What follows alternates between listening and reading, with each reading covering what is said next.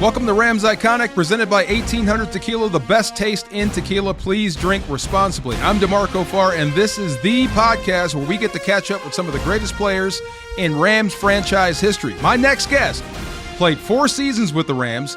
He was the starting tight end for the greatest show on turf. Yes, they had tight ends, and they used them too. And he was my teammate, one of my favorites. Please welcome Roland Williams. What's up, man?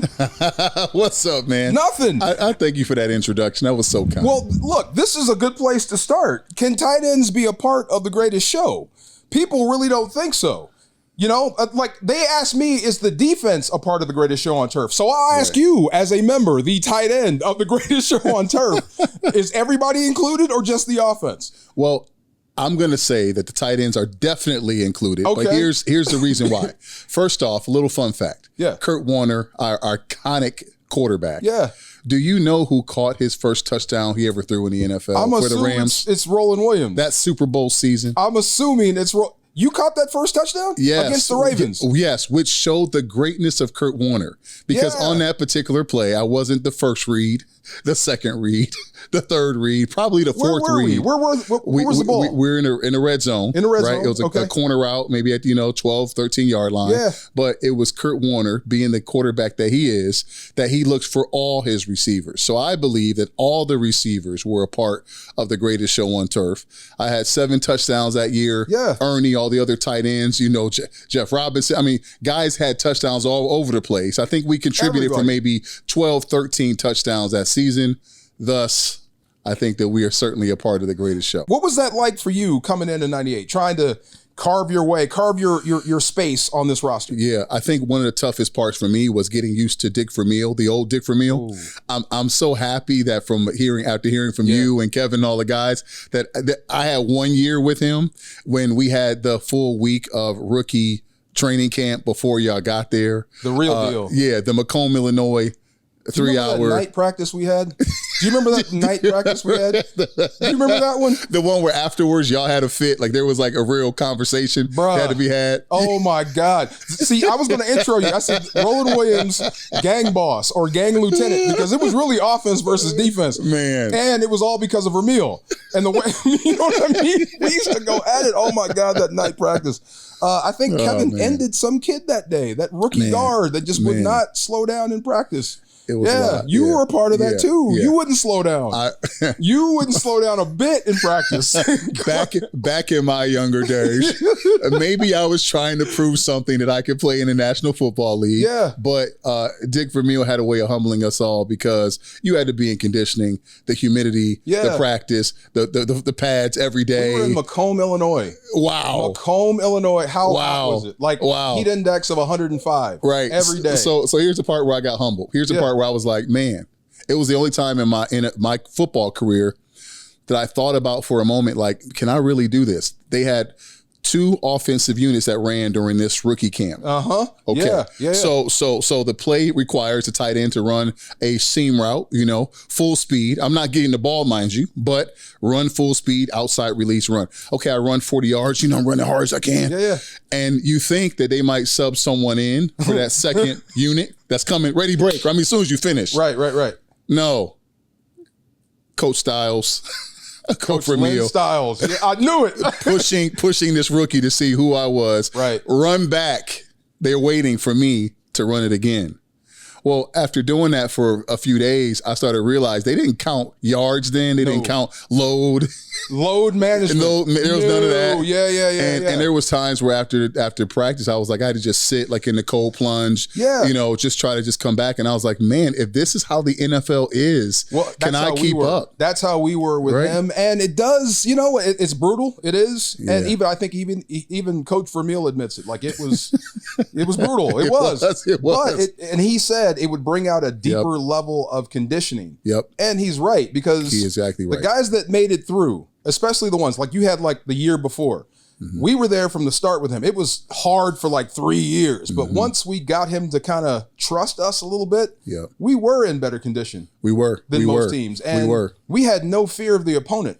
None. It wasn't who we played, it was how we played. Didn't you feel the same way? I did. Yeah. I felt like I had a deeper level of grit. And I think for me as a rookie, at the end of the season, I was grateful because I ended up starting. Ernie got hurt like in the third, fourth week of the season. I ended up starting that whole season as a rookie. You know, when he gave out those Rookie of the Year awards, I won the offensive one. It was something that I felt as though all my extra reps, all the hard work he put me through in training camp, they were preparing me to become the incumbent. They were preparing me to be a person that could come in and start and compete. And so although our season wasn't good, we were 4-12. I felt as though for me as a first year rookie in the league, I got great experience. I had, you know, a feeling that I was a seasoned veteran because of the reps that he put us through. When people say, and I was joking with you, that the tight end wasn't a big part of the greatest show on turf, it was. But, I mean, you got Marshall, you got Isaac. Yes. You got soon-to-be Hall of Famer Torrey Holt. I mean, it's hard to find footballs and possessions and routes and looks in that era. I mean, everybody's open all the time, right? When you say? I would say, and also being honest, is like they were all better than me. If I was in charge of the offense, Isaac Bruce, Torrey Holt, Marshall Falk, Ricky Prohl, Zahir Hakeem, oh my God, or Roland Williams. Like, I'm giving the ball to them. And so that's what made us such a great team, because everybody knew their roles. And I was grateful and happy in my role. I would love to block and move and shift and do things that made it difficult on the defense, and to do things that made it so you didn't know where Marshall was coming from. I love being a decoy along with Robert Holcomb and all the other guys and Big Bang and all the guys. Like, we loved doing that 2 route so Marshall would get open. I mean, that was a part of making the offense go. And I think that's what made us good, because we didn't care who got the glory. We all was a part of the family. That's the thing I wrote down. There was no ego on that football team. Crazy. Do you ever think about like today's NFL? I watch it, I cover it. So, and then I watch film of us, and I'm like, I don't know if some of these dudes could play back then the way it used to be. And I'm sure the guys that came in the 70s and 80s said the same thing about us. But if you played today, in today's NFL, if you played in this offense with Sean McVay, same Roland or different Roland? Are we talking slim down Roland? Now I'm a basketball player Roland? I was going to say, let's be painfully honest. These athletes are amazing. I had a chance to come and watch training camp. I had a chance to watch Tyler, watch the guys. I mean, these guys are amazing athletes, man.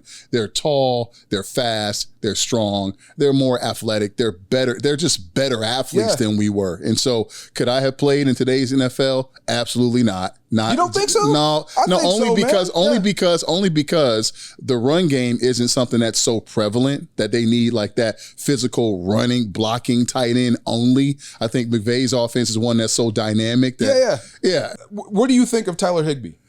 Because right now we're trying to figure out how to frame him.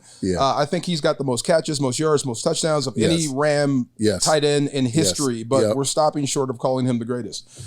If you've got the most of everything, doesn't that make you number one? Doesn't that count? I mean, I think in today's NFL, when they get into the numbers, sometimes people are less apprehensive because they throw the ball more than they ever did, et cetera, et cetera. But I personally, the lineage of tight ends. But when I watch him, the maturation of tight ends, he's spectacular. Okay. I love his hands. He catches the ball well. He's a champion. Well, add that.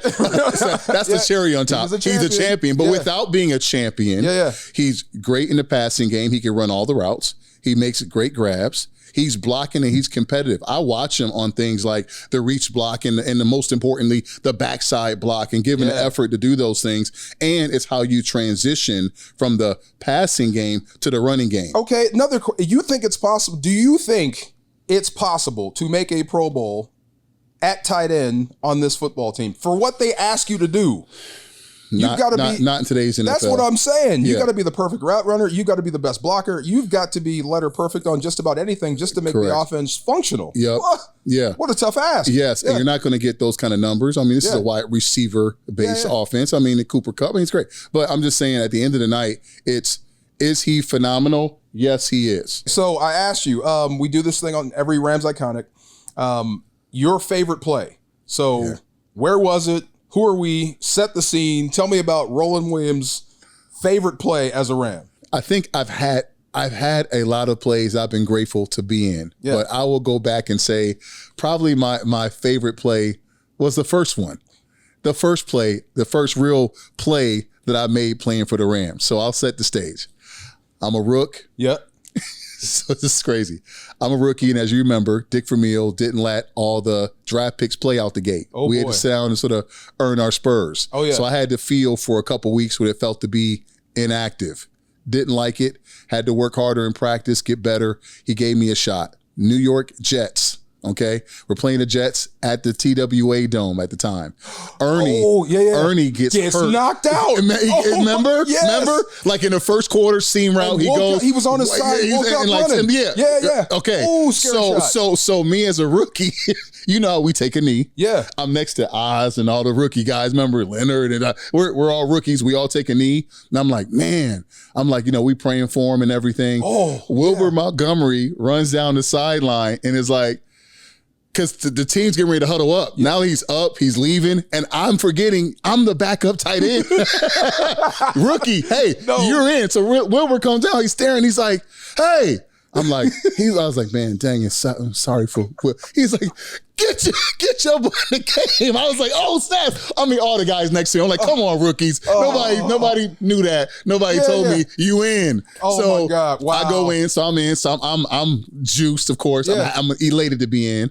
We're playing against, I think the linebacker at the time, his name was Mo Lewis. Okay? Oh, yeah. Pro bowler, right? So the one that ended Drew Bledsoe. Yeah. So I'm like, what an opportunity. I'm from New York. We're playing the New York Jets. It's on back home. Ooh. I'm like, there could be no better. So I'm just on level 27, right? Yeah. So we call our first play. You know, I block, come off the ball, being extra, realize that he's a guy that lets his hands dangle. Yeah. So he allows me to get your hands in the chest. So perfect. That's the perfect person for me to go against. So I'm being me. Yeah. Well, a few plays in, they call sort of our pass play, you know, quick scat bison. You know, this is because this is Tony Banks, right? This is Tony Banks. Yeah. So we run the play. It's a 5-yard out for me. I come, turn around quick. He puts it on me, laces it right on me. I catch it. Boom! I turn and try to go upfield. I went upfield, and I swear it felt like in like 0.000 seconds. I got hit so fast. I said, man. Wow. Man. I said I had a 5-yard grab. I went upfield, maybe gained a few extra yards. But it was my first catch in the National Football League in a regular season game. And when I got up, I was so elated. I went back to the huddle and tried like I was cool, and it was a TV timeout or something afterwards. Yeah. And I was sitting there like, and then Ricky and Isaac looked up at me and was like, "Hey, congratulations." Wow. I said, "Thank you." And he was like, "You don't remember none of that, do you?" I said, "No, I don't remember a thing."